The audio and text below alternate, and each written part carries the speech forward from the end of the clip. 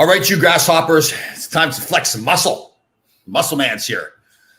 So there's a woman, she's a fitness woman. She's like 80 some years old, beautiful black woman who's in fantastic shape.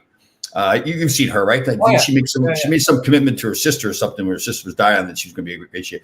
So like, you're kind of like the male version of her, right? Yeah. Well, you know what it is, Tom? I just like working out.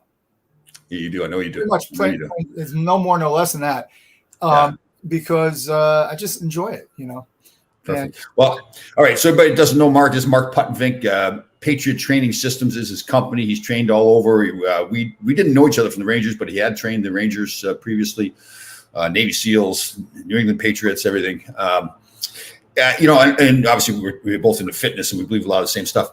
You know what I'm finding lately? Like, I'm beating up my body. Like, I'm walking. So I'm trying to get 2 long marches in so I get to like 7 miles a day. And I know that lots of people do that, but my bottom of my one foot is killing me. I've got a sore neck. And I tried to take some days off this weekend. It just drove me nuts. I noticed yesterday I went in the woods for a little bit of a hike, and my left knee was starting to bother me a bit. I don't know if it's the weather changing, but you know, I had reconstructive ACL done, but it was done before they had arthroscopic. So I have the 2 big the big cuts and all that stuff. But anyhow, long story short, every once in a while it'll flare up. And I know I got to cut back a little bit. You know? I know. But I don't. It kills you. Yeah. You know, and you're the same way. You hate to admit you're getting older, but I do think the use of the muscles is. You know what it is too? So you remember Gareth, right? From the swim? Yeah. So he called me right before the swim, and he was conflicted because he had an opportunity to fight down in Miami in a Brazilian Jiu-Jitsu tournament. And he goes, my bicep and my this and my that. I said, listen, if you wait for a time to fight when you don't hurt, you'll never fight again. Yeah. You know? Totally. And he goes, I get you. I understand. Yeah. That's the same with life. That's the same with life too, isn't it? Like, it's never going to be perfect for you. If you want to get something done, go do it. All right. So Barry Shelley's a little funny here. Barry's a veteran type follower. Very proud to have him part of our group here. So sometimes when I get run around, that's the one before was a workout shirt. I wore that to the gym, so I didn't get a chance to shower. So I had to jump, because when you're on with Mark, I mean, you got to look perfect. You got to look tight. You got to look tight. Yeah. Well, Barry's like, he's into it today. First time Mark is not broadcasting in his kitchen. Good point. Yeah. The reason is, Barry, this is usually, you can't see it, but this is actually the office. And usually Beth is in here, but she went away for 4 days. Thursday, Friday, Saturday, Sunday, 5 days. So I've been 5 days. Good thing she didn't go away for more. Good thing she didn't go away for more than 10 days. You would have to take your shoes off. Oh, Tom, I've been without adult supervision for 5 days. I didn't want to begin to tell you what's been going on over here. But anyhow, Barry, so I'm close to the Wi-Fi, and you get a much better signal here. That's why I'm in here. Good. So I know I told this story in the broadcast I did before with Kevin Allen, but I'll get a kick out of it. We had the Alzheimer's walk yesterday, which was a fantastic success.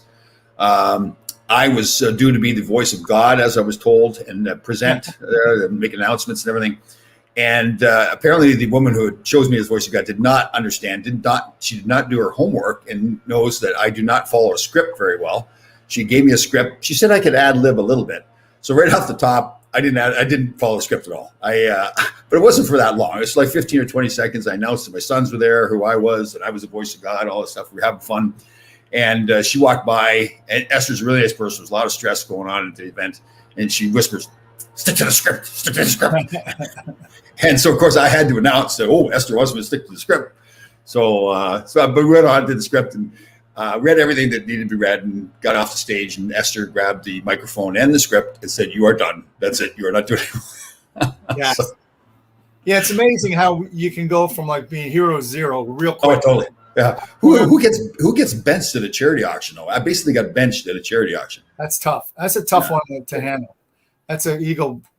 I know. We might have to do some mental health. Yeah, we're gonna have to do a little therapy here. Well, I tell you what, years ago, I was visiting my aunt and uncle down the shore, and my aunt laughed at everything I said. So we're getting ready for dinner, and she turns around, she says, "You should be on television." And my uncle says, "Yeah, because then I could change the channel." So I was like feeling good for like a nanosecond, and then bam, I got crushed. That's funny. That's very funny. It was funny.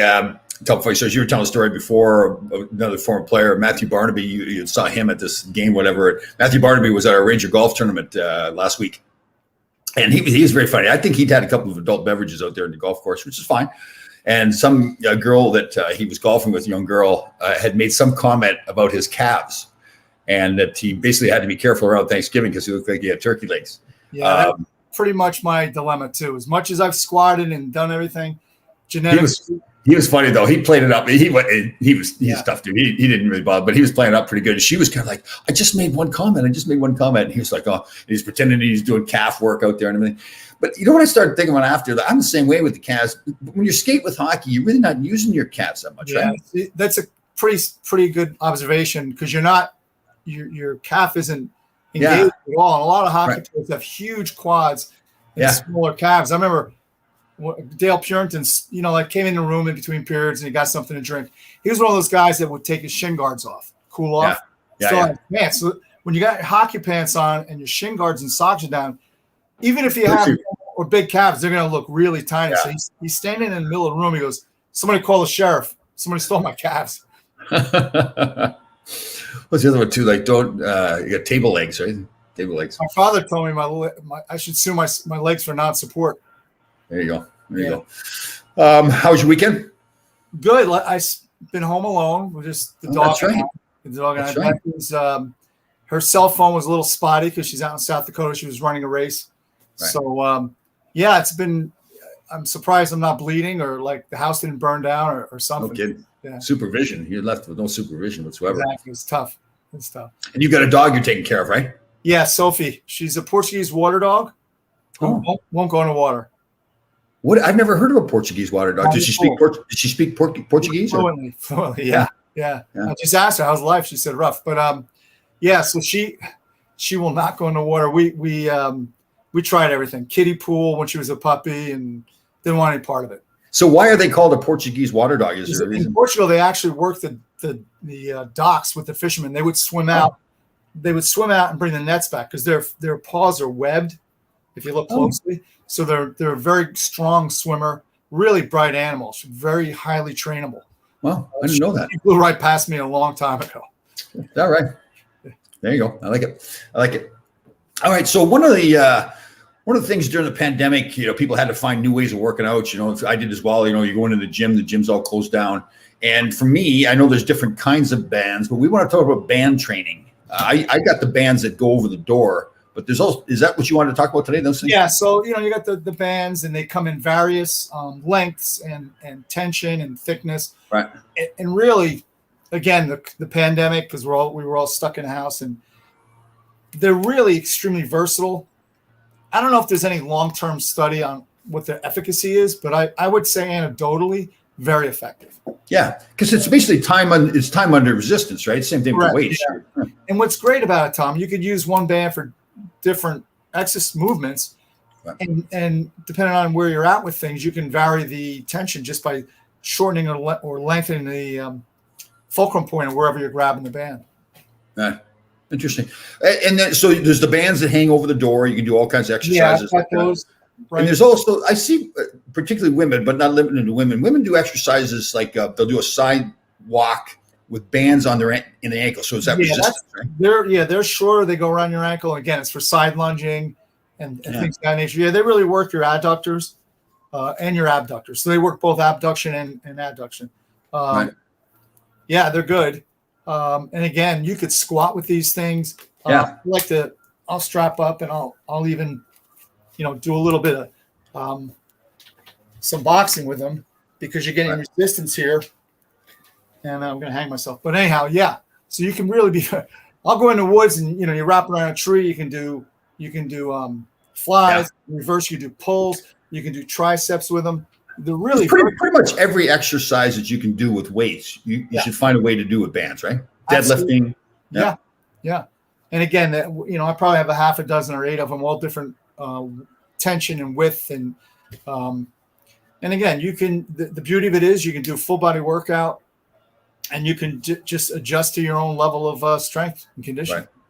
You know what, too, you can do? Like even use it with the weights, too. Like use a bench press, for example. Put the bands around the bar, obviously, and then timed out on the floor somehow. There's a lot of nicer gyms have little hooks on the benches where you can hook up the bands. Right? Yeah, the concept you do need to be a little bit careful though, right? When you start putting bands on, if they snap, as you go higher, obviously now it's more resistant. So you just got to be a little careful. Yeah. Yeah. So what the concept there is that say you're doing a bench press, on the way down it's 200 pounds. On the way up, it's going to be a lot heavier because now you have the resistance of the band. Yeah, I do that with the chains too. The chains sound good too. Yeah, they're cool. They're really muscle and testosterone driven thing. And it's funny. I was telling you before the show, we had this young girl, a fantastic girl, Jillian Brown, last Wednesday, and she's still in fitness and everything. And she went through a whole traumatic issue and diagnosed with PTSD. And part of her treatment, maybe you know this. She was interested in the way she talked about it, how it's when you stop moving, that's part of what is going on with PTSD. And to move now helps you get past it. Yeah, it's incredible.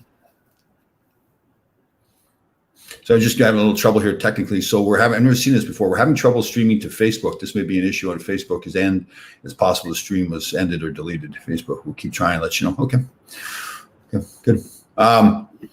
Sorry. So yeah, the movement is incredibly across the board, whether it's PTSD or just depression. Right. We've spoken this before. Get up and work out. Well, the reason I brought it up was that she's got a picture on her, I think it's Facebook she's on, or Instagram, or maybe both. And it's a picture of her pushing a 400-pound tire uphill. Yeah. And she has chains around her neck, to the chains. And, I've got a picture on my site of me flipping tires as well, but not uphill. And I have a picture with chains on my neck, but not while I'm doing the tire. And here's this tiny little woman doing this. And I told her, I said, I hate her already, because I'm joking when I say I hate her, because she's making me, I think I'm Mr. Tough Guy, and she does that. So, yeah, I guess the bottom line is, I know you wanted to talk specifically about the bands today, but there's always a way to find a workout. Like and the bands are pretty inexpensive. You can pay, $50. Very cheap. Yeah.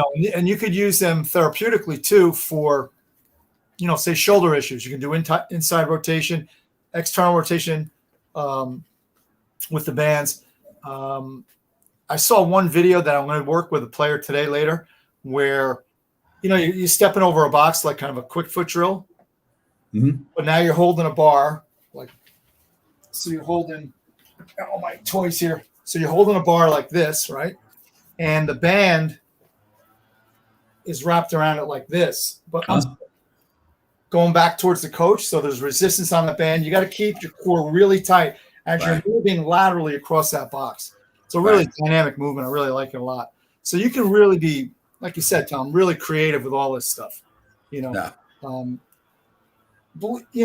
it gets back to, I had mentioned a while back, Peter Twist, who was a strength coach for Vancouver. And he came out one time, he had probably 200 strength coaches in the audience. And the first words out of his mouth were, "I don't know anything." I looked at him like, "What are you doing, bud?" So what he meant to say is, you're always evolving. You're always a student. Yeah. You're a teacher, you're always a student. And I'm constantly on YouTube bouncing around, whether it's martial arts or just strength and conditioning. And you can find so much great content. And you go, wow, that's really cool. Right. I've been doing this for a long time, and it's every day I learn something else. That's really. I saw an interesting Joe Rogan show one time where he had a scientist on, and they were talking about that topic too. How people say, "Well, you told us 10 years ago it was this." Let's say with diet, like you should be constantly eating, keep the metabolism going, all those kinds of things. But you're right. Scientists are always learning new things about the body, about our planet, about the universe. The scientists talked about how they found a crater, I think it was in Greenland, like 10 years ago or something like that they never knew about before. It was a huge crater, like miles long. And so, the ice is melting now, so we found it. That's an example of, we will always be learning new things about everything. Wasn't that really that long ago where they wouldn't allow boxers in particular lift weights because the fear was you're going to get muscle bound and not be able to move. Yeah. There's nothing further from the truth. Yeah. Same thing with baseball players too. A lot of ways, I think it's more because guys didn't want to work out. Yeah. With baseball, a lot of what they do is really precautionary.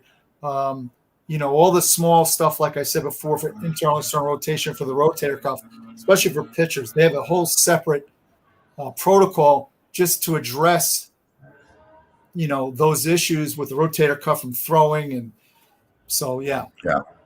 No, a lot of good stuff. Are you a football fan? Oh yeah, but I'm a Jets fan, so it's tough sledding. Although we won yesterday. I was a Giants fan, so they both won yesterday. So, like, let's talk a little bit. Those two young quarterbacks. So they've got Jones with Jones, and then Zach Wilson. Right. So both of them had really good days yesterday. And it was interesting. I saw one writer wrote an article about what Zach Wilson say. The Jets are finally getting the quarterback that they thought they had. Where he's 4 games into his NFL's career. And I'm thinking, really? I mean, and I think it was a writer that was an experienced writer too. And I don't mean to be critical of just him. I'm just using that as an example. But just the psychology, I know we talk a little bit of physical training, but you're big in the psychology too, where, what it takes to be a player, not just at a pro level, it's a college player or a player going to junior hockey, whatever. When they're young coming in, right, and they've got, like, Wilson seems to be a fantastic athlete, a real serious drive to win and get better. And he had some tough games, and there's no question about it, the first 3 games, but they played so well. I mean, the understanding of it, that it takes time, right, to mature. Right. I think football and hockey, any professional sport, it's really hard to determine a young player's career after 4 games. But I'll say this: quarterbacks, like goaltenders, see the whole game in front of them. Yeah, they have to be very cerebral. They also have to be very athletic. I mean, goaltender's usually your best athlete on a team, generally speaking. Same thing with a quarterback. Because think about this. When we talk about skills, gross motor skills, complex motor skills, and fine motor skills. So fine motor skills are putting a needle through the thread through the hole there.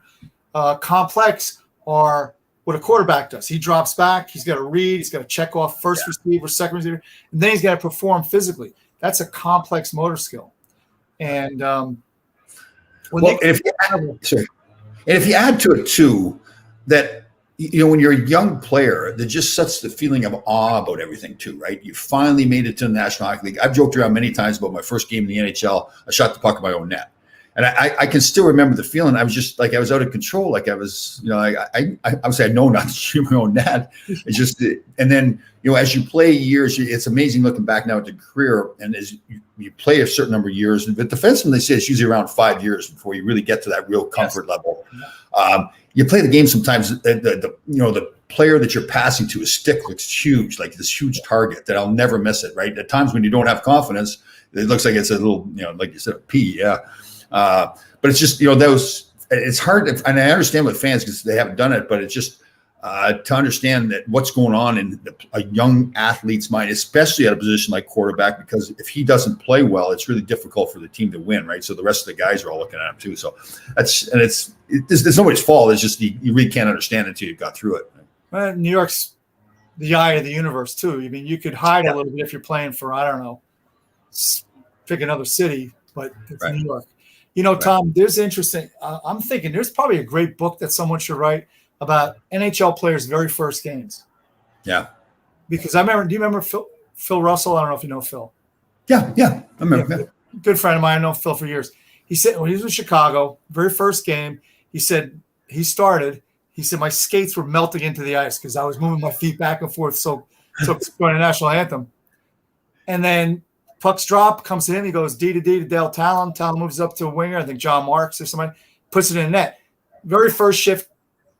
Yeah. Secondary helper. That's good. Yeah. But, he said, I thought everybody's looking at me and, It's unbelievable. Yeah. No, that would be a good book too. Yeah. Yeah. Right. Everybody's first game and what happened, how they reacted.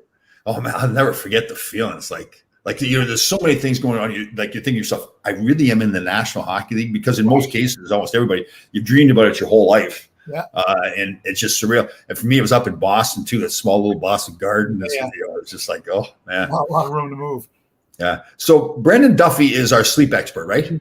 Yeah. Okay. So I knew he was happy with me today because I was telling a story with Kevin Allen that I talked about sleeping for 3 hours in the afternoon. Yeah. So just so everybody knows, so Brandon is a great guy, very informative, knows a lot about, I think he works in that field, right? Studying sleep. Yes. Right. And Mark and I did a show one time about how we talked about fighting through a lack of sleep. And Brandon's very good. He says it's science, guys, it's science. And he's correct. And Mark and I agree with him totally. There's no question that the studies they've done that sleep is very important for you. Maybe one of the most important things, I think I said I was down in Virginia Beach and a former Navy SEAL had a fitness place down there. They'd studied all kinds of fitness, the effects of the concussions and all that kind of stuff. And he talked about of all the things, where it's diet, exercise, sleep, that sleep was the most important out of all those things for your body. So, yeah, no question. I got a iWatch, and you can track your sleep. And I set up my alarm clock, but the first night it went off, it's a lullaby, like for a little baby.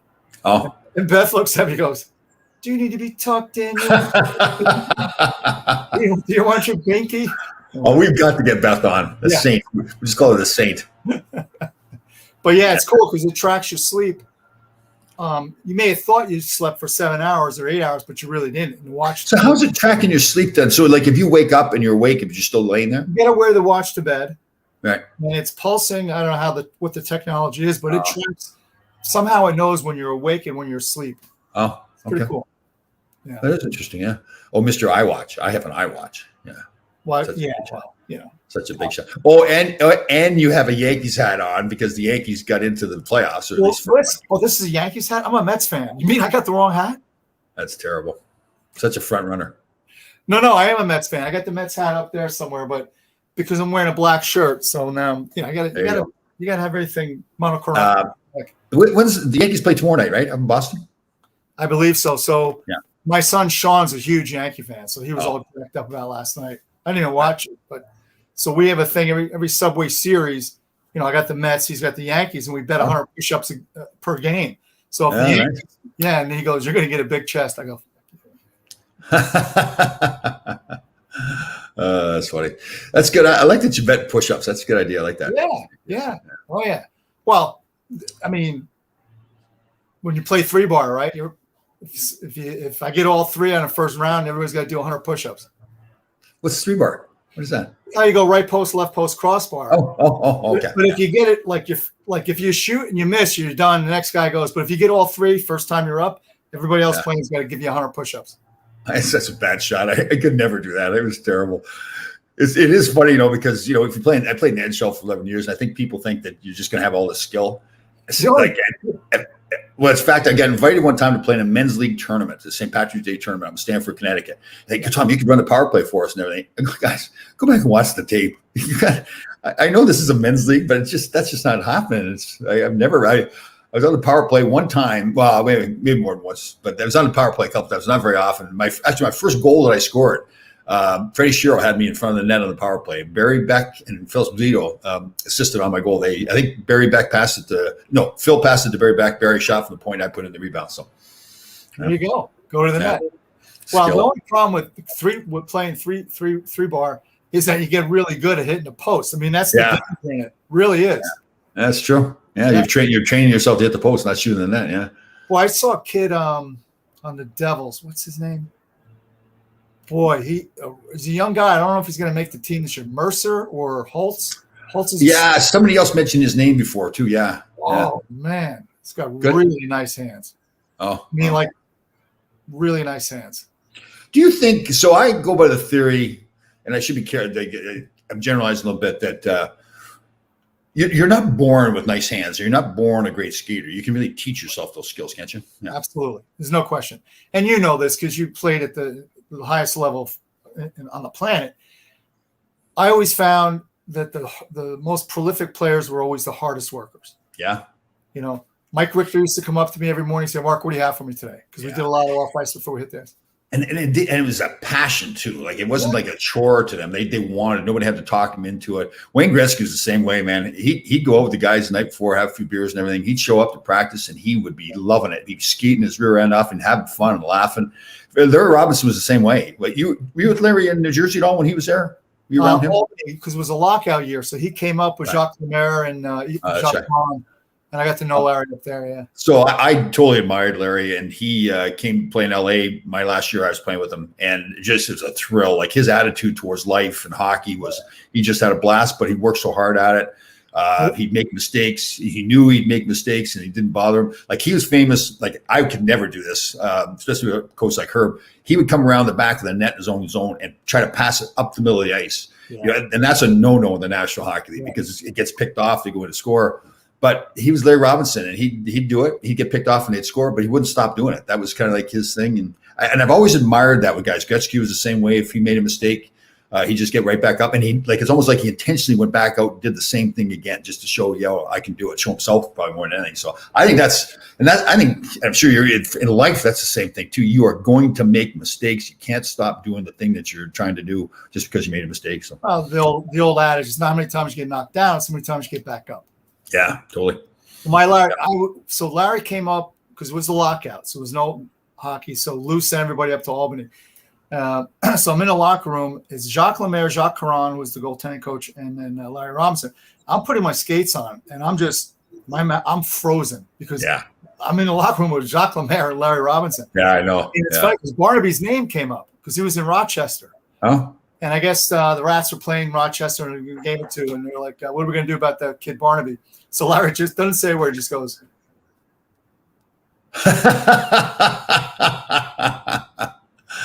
It's funny. He's a funny man.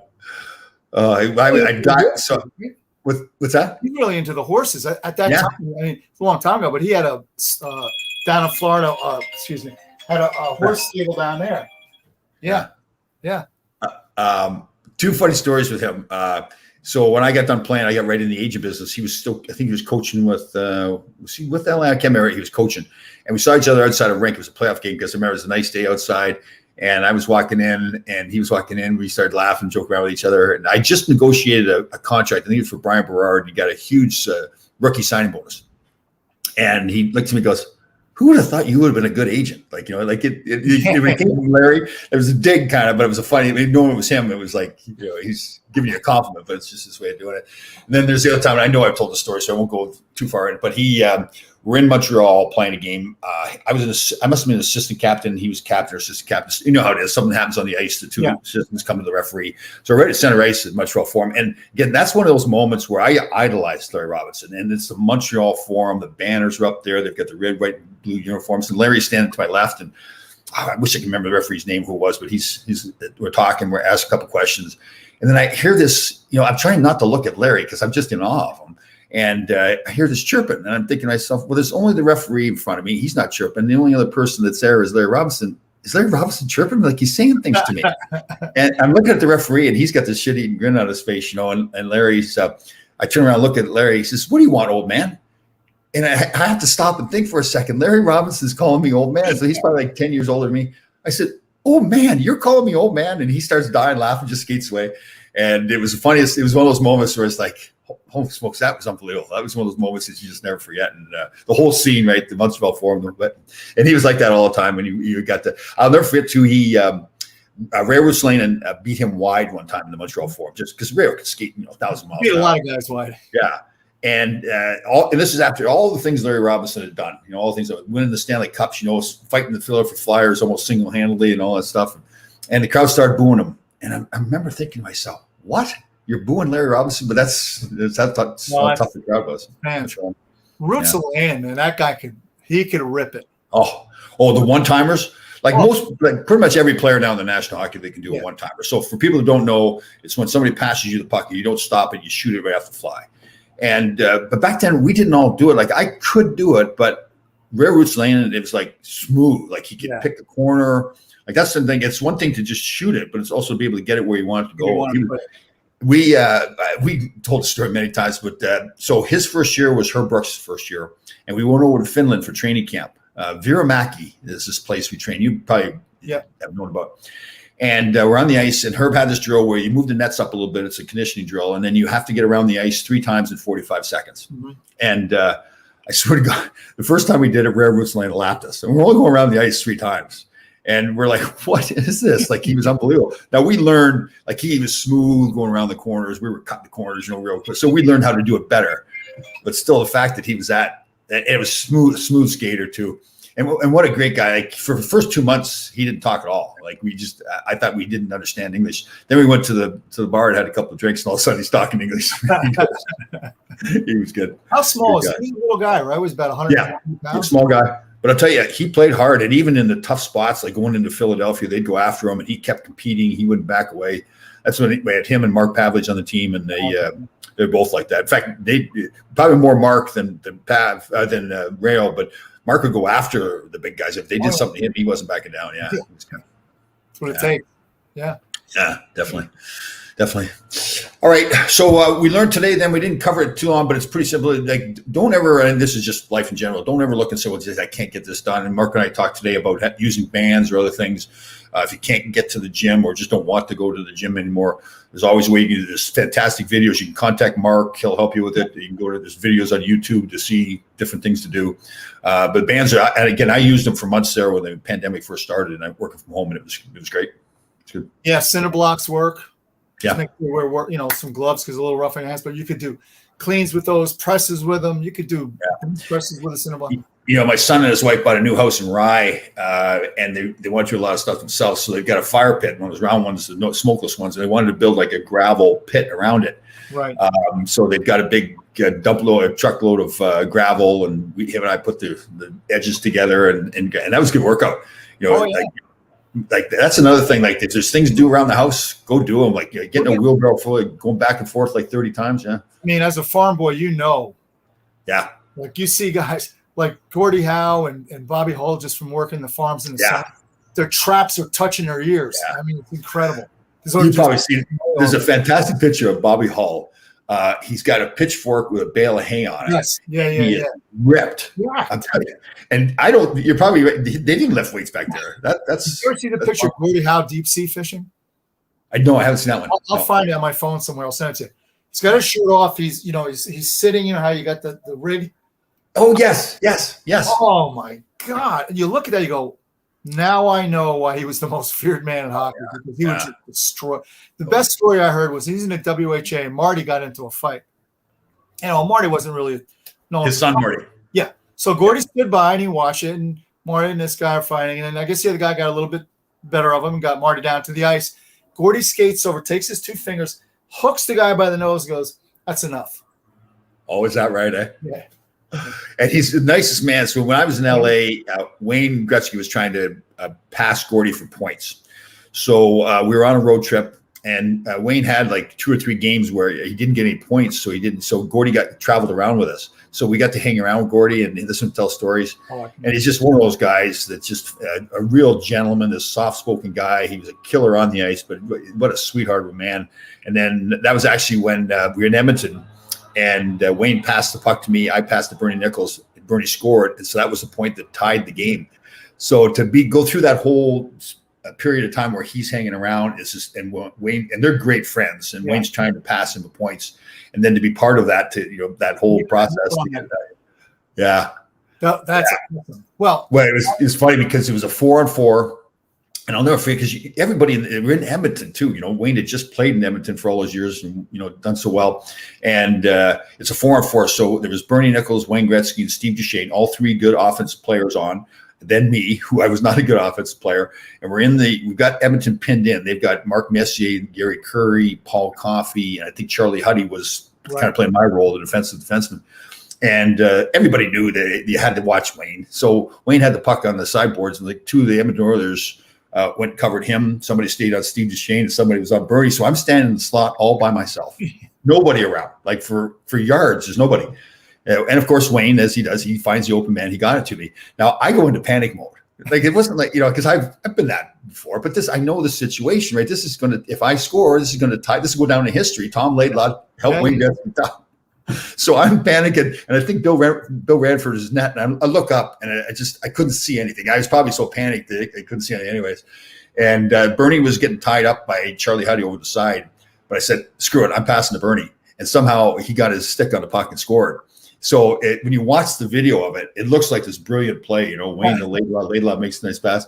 Bernie and I are dying laughing after it's over. Everybody else is cheering the whole bit. And Bernie goes, "What are you doing passing to me?" I said, "I didn't want the thing. I'm getting rid of it." So it was.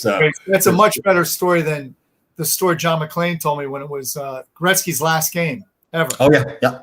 And McClain was his right winger. I said, "That's really cool. You can tell your grandkids, Wayne Gretzky's last game, I was his right winger." Yeah. He goes, "Yeah, except Gretzky looked over at me and went, come down to this."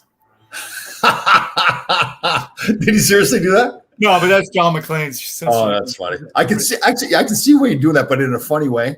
Yeah, he had a great sense of humor. Maybe he did. Yeah. Mike Allison and I played together in New York, and we played together in LA. And Mike is one of the funniest guys, great teammate. Was that right? Yeah. And we were both together here. Eddie Mio was a goaltender here. Now, Eddie's a great guy. I tell stories about him, and I don't mean to pick on him, but we'd always pick on because he'd want to hang out with all the big wheels. You're like Wayne Gretzky, everything like Wayne and Rod Greshner, Ron Duguay, Barry Beck, all the guys in the city. So the stories like when Eddie had this hatchback, and they went to leave Playland one time, and Eddie jumped in the back of the hatchback. Now it's his car, and the other guys jumped in the front driving. So driving back down to the city, Eddie's feet was hanging out the back of his own car. So we tell those kinds of stories. So we were playing a preseason game in LA, but there's always a bunch of young kids playing in the game, and Mike and I are veterans, so we've been around. So it's in between periods, and we're laughing, we're telling stories about Eddie, we're picking on him. Now Wayne was playing that night, and we didn't realize that Eddie Mio was Wayne Gretzky's best man when they got married. They were best friends, so we didn't know that, and we're picking on Eddie and telling stories, and the guys are laughing. And Mike and I are thinking we're really funny. We high five each other. We walk off into the training room, and kind of it's funny. We're really proud of ourselves. Wayne walks into the room.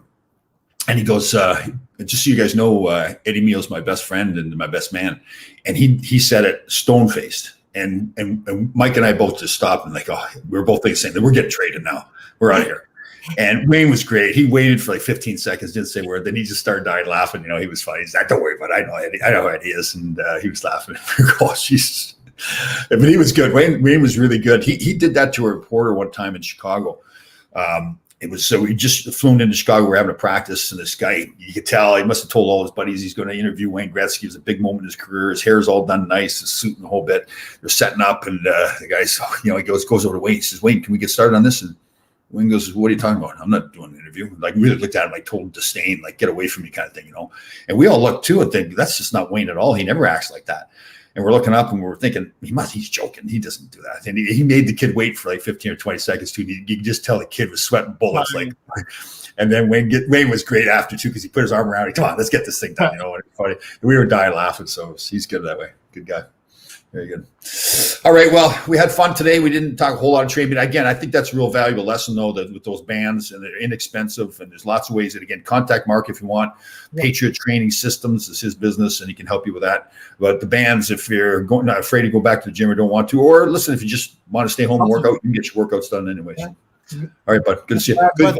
So it's a good workout in a blizzard. Good to see you. Did you did any tanning done this weekend? Did you do any tanning? No, I think the tanning days are grinding to a halt. That's a shame. I know. I'm gonna have to move to Costa Rica. Well, it's like America counts on, they get on these shows. They want to see the clavicle and everything all tanned up. Yeah. It's tough. Tough winter. People count on it. All right, brother. See you next week. Have a good week, everybody.